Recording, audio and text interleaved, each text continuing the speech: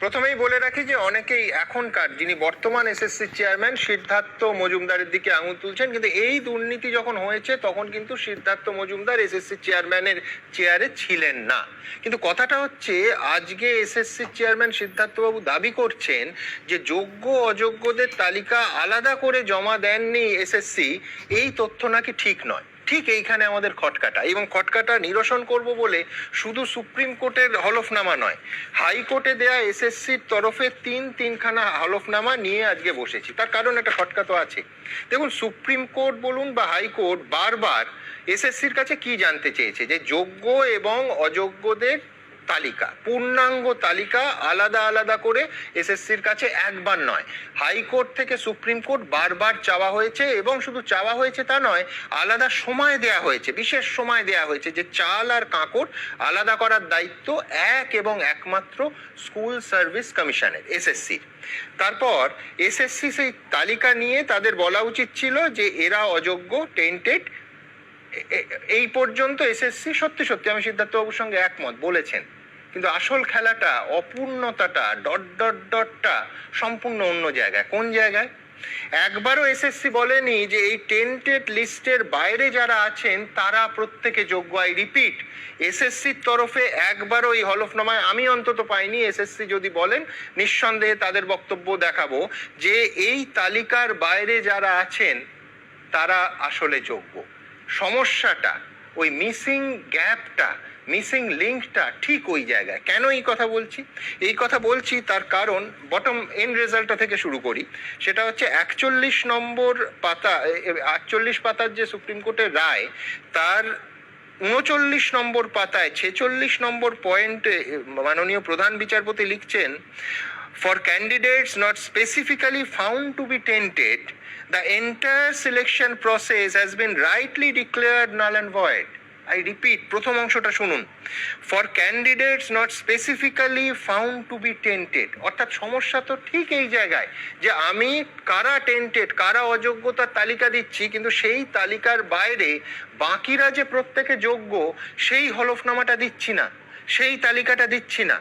ক্যান্ডিডেটরা প্রত্যেকে যোগ্য, কেউ টেন্টেড নয়। এই তালিকাটা বারবার হাইকোর্ট থেকে সুপ্রিম কোর্ট চেয়েছিল এসএসসির কাছে, না হাইকোর্টে না সুপ্রিম কোর্টে এসএসসি সেই তালিকা জমা দিয়েছে। কেউ বলতে পারেন যে না, এত নিশ্চিতভাবে বলছেন কি করে? এইবার আমি আমার দ্বিতীয় অংশে আসব। মনে করুন, এই যে সুপ্রিম কোর্টে কালকের রায়, এটা দাঁড়িয়ে আছে কোন রায়ের ওপর? কলকাতা হাইকোর্টে মাননীয় বিচারপতি দেবাংশু বসাকের রায়ের ওপর। দেবাংশু বসাকের রায়কে কার্যত কালকে আপহেল্ড করেছে সুপ্রিম কোর্ট। দেবাংশু বসাক মাননীয় বিচারপতি, তিনি রায় দিয়েছিলেন কবে? 22শে এপ্রিল 2024। 25শে এপ্রিল সিদ্ধার্থ মজুমদারের, মানে এসএসসির বর্তমান চেয়ারম্যানকে আমরা কি প্রশ্ন করেছিলাম আপনাদের সামনে রাখবো। সেই প্রশ্ন উত্তর মন দিয়ে দেখুন, দেখলেই বুঝবেন যে এতক্ষণ ধরে আপনাদের এত মূল্যবান সময় নষ্ট করে আমি যা বললাম সেটা অক্ষরে অক্ষরে সত্যি কিনা। আমাদের প্রতিনিধি সিদ্ধার্থবাবুকে প্রশ্ন করেছিলেন, তাহলে সবাইকে যোগ্য আপনি বলতে পারছেন না? সিদ্ধার্থবাবুর উত্তর ছিল, কোট আনকোট, দেখাবো এক্ষুনি ক্যামেরায়, এটা কখনোই সার্টিফাই করা যায় না। রিপিট, সিদ্ধার্থবাবু বলছেন এটা কখনোই সার্টিফাই করা যায় না। আমি তো সবাইকে চেক করে দেখিনি তাদের ওএমআর কি। এইটাই তো হাইকোর্ট থেকে সুপ্রিম কোর্ট এসএসসির কাছে জানতে চেয়েছিল, যে আপনারা বলুন যে এই টেন্টেড তালিকার বাইরে যারা আছেন তারা প্রত্যেকে যোগ্য কিনা। যে বিষয়ে সম্পূর্ণ নিরুত্তর থেকেছে এসএসসি, তারা বাকিরা যে যোগ্য হলফ করে সেটা বলেনি, না হাইকোর্টে বলেছে না সুপ্রিম কোর্টে বলেছে। সমস্যা সেইখানে। আমি এইবার দেখাবো যে 22শে এপ্রিল 2024 মাননীয় বিচারপতি দেবাংশু বসাকের রায়ের পর 25শে এপ্রিল 2024 পরদিন এসএসসির বর্তমান চেয়ারম্যান সিদ্ধার্থ মজুমদার ঠিক কি বলেছিলেন। একটা বড় অংশ দেখাবো, আনকাট। যারা বেআইনি, যারা অযোগ্য, বাকি সবাই যোগ্য। দেখুন, আমাদের যা রেকমেন্ডেশন গেছে তার মধ্যে আমরা চিহ্নিত করেছি এদের, বাকিরা যোগ্য। এবারে যদি কোনো নতুন তথ্য প্রমাণ না আসে বা আপাত দৃষ্টিতে এই মুহূর্তের তথ্যে দাঁড়িয়ে তারা যোগ্য, বাকি সবাইকে যোগ্য বলতে আপনি তো তাহলে পাচ্ছেন না। এটা কখনো সার্টিফাই করা যায় না। সবাইকে আমি তো চেক করে দেখিনি তাদের ওএমআর। আবার বলছি, এইখানে সমস্যা।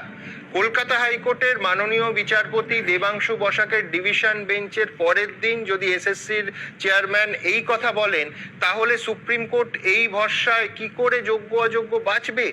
যোগ্যদের তালিকার অপেক্ষায় হাইকোর্ট থেকে সুপ্রিম কোর্ট প্রত্যেকে ছিল, কিন্তু সেই তালিকা, খুব স্পেসিফিক্যালি আমি প্রশ্ন করছি, সেই তালিকা এসএসসি কি দিয়েছিল? আমি এইখান থেকে আরেকটা মারাত্মক অভিযোগে আসব, যে অভিযোগ একজন চাকরিহারা, একজন চাকরি প্রাপক অভিজিৎ করণ, তাদের বক্তব্য যে তারা যখন দেখা করতে গেছেন এসএসসি চেয়ারম্যানের সঙ্গে, এই যোগ্য অযোগ্য তালিকা কেন এসএসসি কোর্টের হাতে তুলে দিচ্ছে না? সেই সময় স্কুল সার্ভিস কমিশন কর্তৃপক্ষের বক্তব্য কি ছিল, চেয়ারম্যানের বক্তব্য কি ছিল? আই রিপিট, এই সময় তো ক্যামেরা ছিল না, যার ফলে আমরা জানি না, কিন্তু এই অভিজিৎ বাবু শিক্ষক, চাকরি হারিয়েছেন, ওই 26,000 অসহায় যারা চাকরি গেছে তাদের মধ্যে, তার হুবহু তিনি কি বলেছেন তুলে ধরব। এসএসসি চেয়ারম্যানকে বলা উচিত যে আপনি কি দিয়েছেন যেটা সন্তুষ্ট হয়নি। একটা বিচারপতি সন্তুষ্ট হয়নি, আপনি কি ডেটা দিয়েছেন? এসএসসি কে চেয়ারম্যানের সাথে যখন আমরা বারংবার দেখা করতে গেছি, 5 বার থেকে 6 বার, আমরা শুধু একটা কথাই বলেছি, আপনি যে বলুন যে এইগুলো অযোগ্য আর এগুলো যোগ্য, আপনি যোগ্যদের লিস্টটা দিন। উনি বলেছে আমি বলতে পারবো না যোগ্য কারা। উনি অযোগ্য কারা বলতে পারছেন, উনি যোগ্য কারা বলতে পারছেন না। তাহলে উনি যদি বলতে পারছেন না কারা অযোগ্য, আমি বলতে পারবো না, তাহলে আপনি চেয়ারে বসে আছেন কেন? দেখুন, আজকে এসএসসি বলছে আমরা আদালতকে সন্তুষ্ট করতে পারিনি, সেটা অন্য কথা না। সেটাই হচ্ছে আসল কথা, যে আদালতের সন্তুষ্টি বিধান করতে পারলে এই মামলা সুপ্রিম কোর্ট অব্দি যায়ই না, সমস্ত দুধ কা দুধ পানি কা পানি হাইকোর্টেই হয়ে যায়। অযোগ্য চাকরি প্রার্থীদের তালিকার বাইরে বাকিরা যোগ্য কিনা এই হচ্ছে তালিকা। এই অত্যন্ত জরুরি এবং একমাত্র কাজটাই এসএসসি কি করতে পেরেছে? কলকাতা হাইকোর্টে বারে বারে দফায় দফায় বিভিন্ন এজলাসে যে 3টে হলফনামা আমার হাতে আছে, তাতে কিন্তু এই তালিকার মানে লিস্টের এলও নেই বলা যায়। হাইকোর্টের মাননীয় বিচারপতি দেবাংশু বসাকের ডিভিশন বেঞ্চ আর মাননীয় প্রধান বিচারপতির বেঞ্চ সুপ্রিম কোর্টে কার্যত ওই জন্য একই রায় দিয়েছে। কেউ বলতেই পারেন যে এটাই তো হওয়ার ছিল তালিকা না দিলে।